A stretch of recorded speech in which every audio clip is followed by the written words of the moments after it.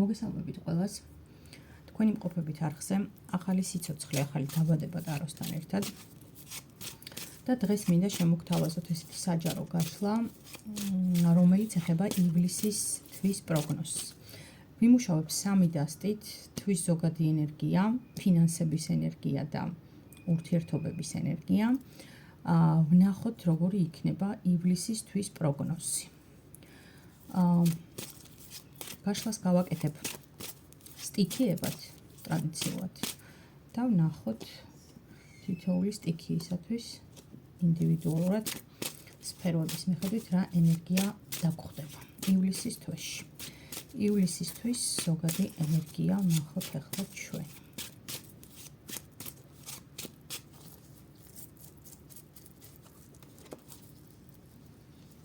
ივლისისთვის ზოგადი ენერგია წყლის სტიქიის წარმომადგენლებისთვის. ივლისისთვის ზოგადი ენერგია ჰაერის სტიქიის წარმომადგენლებისთვის. ივლისისთვის ზოგადი ენერგია მიწის სტიქიის წარმომადგენლებისთვის. ივლისისთვის ზოგადი ენერგია ცეცხლის სტიქიის წარმომადგენლებისთვის. წყალი, ჰაერი, მიწა, ცეცხლი. ნახოთ ივლისისთვის ფინანსებში რა ხდება.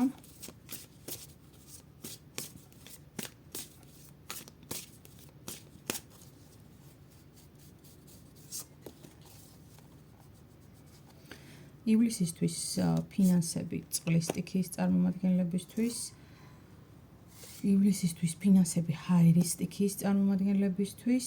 ივლისისთვის ფინანსები მიწის სტიქიის წარმომადგენლებისთვის და ივლისისთვის ფინანსები ცეცხლის სტიქიის წარმომადგენლებისთვის. და ბოლოს ურთიერთობები.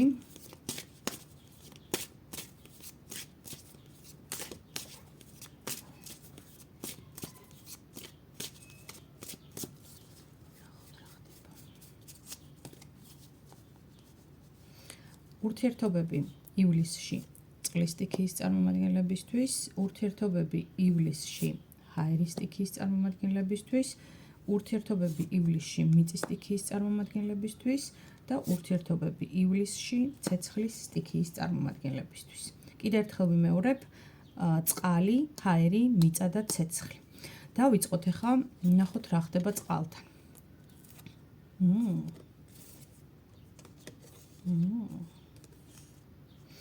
წყლის სტიქიის წარმომადგენლებო, ზოგადი თვის ტენდენცია არის ხმლების მეფე, რაც იმას ნიშნავს, რომ მოგიწევთ აქ სტრატეგიული გადაწყვეტილებების მიღება, მოგიწევთ აქ რაციონალურად ფიქრი, ემოციების გარეშე და მოგიწევთ რაღაცნაირად კონცენტრაცია მოახდინოთ საქმეზე. აქვე სხვათა შორის შეიძლება იყოს ესეთი სიტუაცია, როდესაც რაღაც კონფლიქტური სიტუაციები წარმოიშვას წყლის სტიქიის წარმომადგენლებთან და გირჩევდით, რომ ამ კონფლიქტური სიტუაციების ინიციატორი თავად არ გახდეთ. მიუხედავად ძალიან დიდი სურვილისა, რომ ეს ესე იყოს, ხო? რაც შეეხება ფინანსებს, ფინანსებში გვაქვს პენტაკლების რაინდი. ცოტა აბსტრაქტული არკანია, თუ ხედავთ რაღაც მატარებლის მსგავსი, თუმცა ამავე დროს რაღაცა ლოკოკინისებრიც, ხო? ანუ ეს იმას ნიშნავს, რომ თითქოს აჩქარება ტენდენცია ძალიან კარგი გაქვთ, მაგრამ შედეგები ამაზე არ მეტყველებს. ანუ ტენდენციურად მონაცემები ძალიან კარგი გაქვთ, მაგრამ შედეგს ვერ დებთ.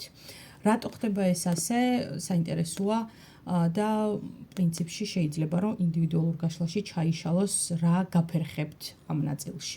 რაც შეეხება ემოციებს და ურთიერთობებს ამ ნაწილშიც ნახეთ როგორი გაურებული ენერგია, ანუ თავი ცალკეა, ფეხები ცალკეა, რაღაცნაირად ხართ ისეთ სიტუაციაში თითქოს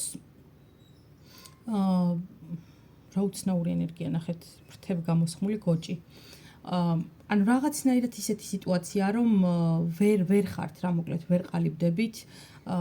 დასაწყისი ემოციების ძალიან კარგია, მაგრამ პერსპექტივა ამ ემოციების თქვენთვის ცოტა უცნაურია და ამიტომ ჯერ არ ხართ შედეგებში გარკვეული რა იქნება. აი ესეთია წყლის სტიქიის ივლისის თვე.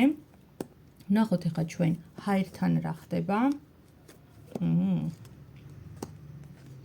ჰაერის სტიქია.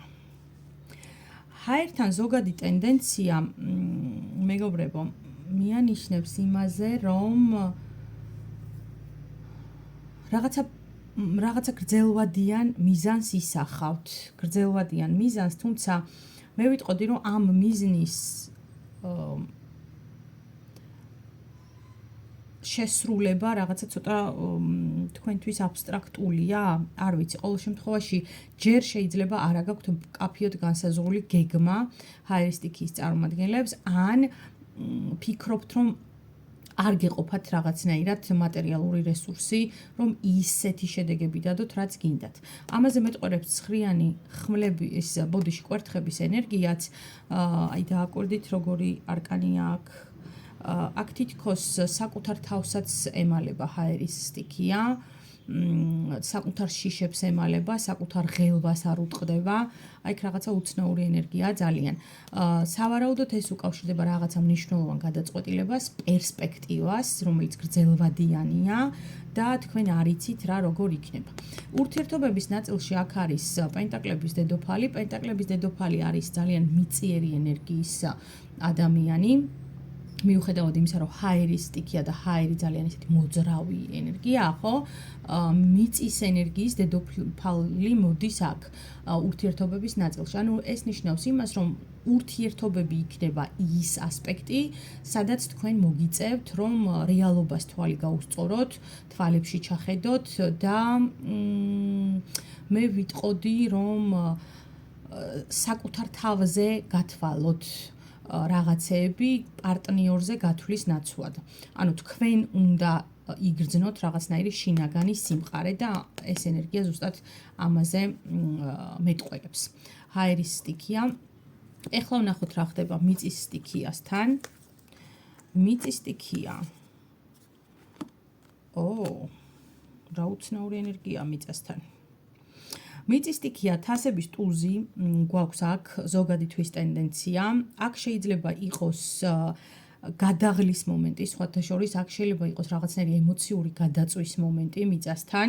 აქ შეიძლება იყოს თემა, როდესაც მოგიწევთ რაღაც საკითხების და საკუთარი შიშების, იმიტომ რომ ცხრიანი ხმლები, ანუ შიშების ენერგია, უფრო ფიქრების ენერგია, თვალის გასწორება. აქ არის პენტაკლებთან, ანუ ფინანსებთან მიმართებაში ორიანი ხმლები, რაც ასევე შიშებზე მეტყველებს და ასევე მოქმედებს იმაზე, რომ მიწის სტიქიისთვის არსებობს მნიშვნელოვანი განუსაზღვრელობა. ეს ენერგია მიწის სტიქიასთან ივლისში საკმაოდ არაჰარმონიულ თანაკვეთებს და ასპექტებს შექმნის, ამიტომ ერთადერთი რაც მე შემიძლია მიწის სტიქიას ურჩიო, არის თქვენთვის დამახასიათებელი წონასწორობის შენარჩუნება.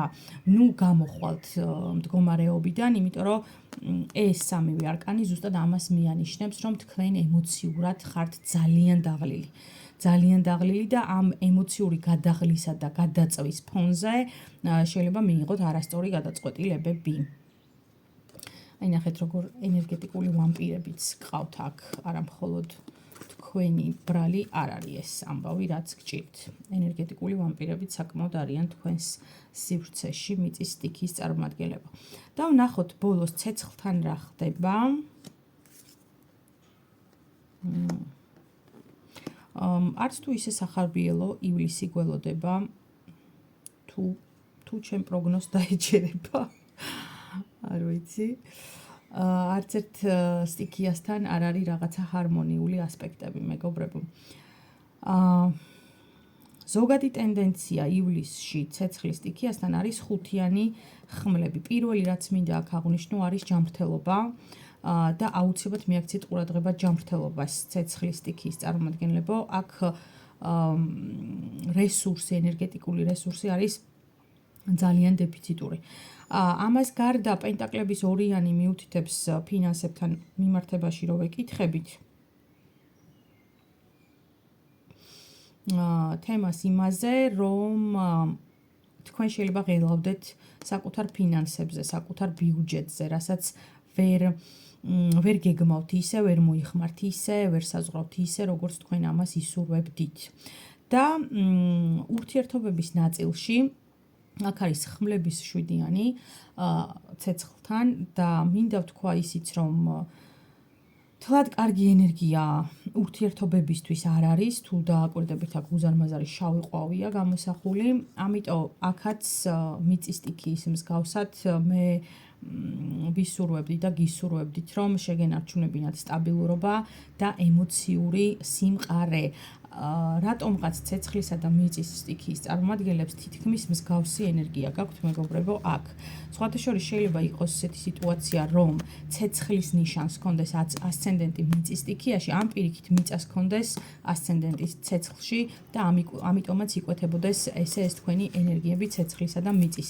მეგობრებო, რჩევის სახით უბრალოდ მინდა რომ გაითვალისწინოთ და გახსოვდეთ, რომ შინაგანი სტაბილურობა და საკუთარ თავთან ჰარმონია არის ერთადერთი შესაძლებლობა იმის, რომ თანაბრად და მიზანმიმართულად გაუყვეთ თქვენს გეგმებს და არ აცდეთ დასახულ მიზნებს. ესეთი იყო ჩვენი დღევანდელი საჯარო გაშლა, რომელიც ეხებოდა ივლისის თვის პროგნოზს სტიქიების მიხედვით. მე იმედი მაქვს, რომ გაფრთხილება, რაც მოგეცით თითოეულ ნიშანს თქვენი მხრიდან მიღებული და გააზრებული იქნება და ასევე გამოყენებულიც. აქ მარტივი ენერგიები ივლისში ნამდვილად არ გვაქვს, ისედაც 7-იანის ენერგია ივლისიდან ძალიან ტრანსფორმაციული და მძიმე ენერგიაა. ანუ 7-იანი, სადაც შედით, იქში აქვს ფუნდამენტური ცვლილებები, ანუ სწრაფი თან ძალიან. ამიტომ მეგობრებო, ეს თვე ეცადეთ, რომ მიიღებთ ეს რაღაც ცეცხლზე ნავთის დასხმის ეფექტს, იმიტომ რომ ცეცხლი ისედაც ანთია და ნავთს მიასხავთ.